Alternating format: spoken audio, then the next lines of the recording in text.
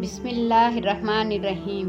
شروع اللہ کے نام سے جو بڑا مہربان اور نہایت رحم والا ہے۔ موت کا منظر۔ حضرت ابو ہریرہ رضی اللہ تعالیٰ عنہ فرماتے ہیں کہ ایک روز مجھ سے حضور صلی اللہ علیہ وآلہ وسلم نے فرمایا کہ میں تمہیں دنیا کی حقیقت دکھاؤں۔ میں نے عرض کیا ضرور، ارشاد فرمائیں۔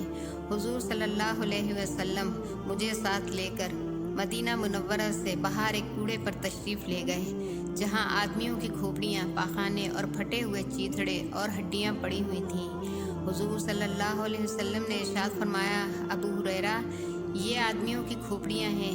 یہ دماغ اسی طرح دنیا کی حرص کرتے تھے جس طرح تم سب زندہ آج کل کر رہے ہو۔ یہ بھی اسی طرح امیدیں باندھا کرتے تھے جس طرح تم لوگ امیدیں لگائے ہوئے ہو۔ آج یہ کھال کے بغیر پڑی ہوئی ہیں اور چند روز اور گزر جانے کے بعد مٹی ہو جائیں گی۔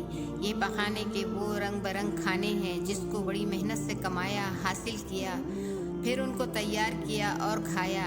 اب یہ اس حال میں پڑے ہیں کہ لوگ اس سے نفرت کر کے بھاگتے ہیں۔ وہ لذیذ کھانا جس کی خوشبو دور سے لوگوں کو اپنی طرف متوجہ کرتی تھی، آج اس کی منتہا یہ ہے کہ اس کی بدبو سے لوگوں کو اپنے سے متنفر کرتی ہے۔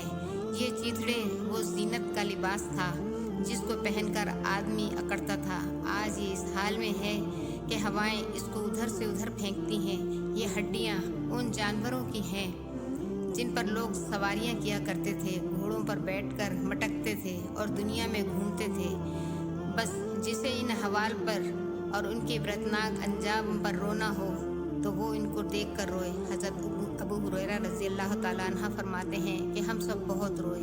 ایک اور حدیث میں حضور صلی اللہ علیہ وسلم کا ارشاد ہے کہ دنیا ظاہر کے اعتبار سے میٹھی اور سرسبز ہے، اور حق تعالی شانہ نے تم کو اس میں اسلاف کا جانشین اس لیے بنایا تاکہ وہ یہ دیکھے کہ تم اس میں کیا عمل کرتے ہو۔ بنی اسرائیل پر جب دنیا کی فتوحات ہونے لگیں تو وہ اس کی زیب و زینت اور عورتوں اور زیوروں کے چکر میں پڑ گئے۔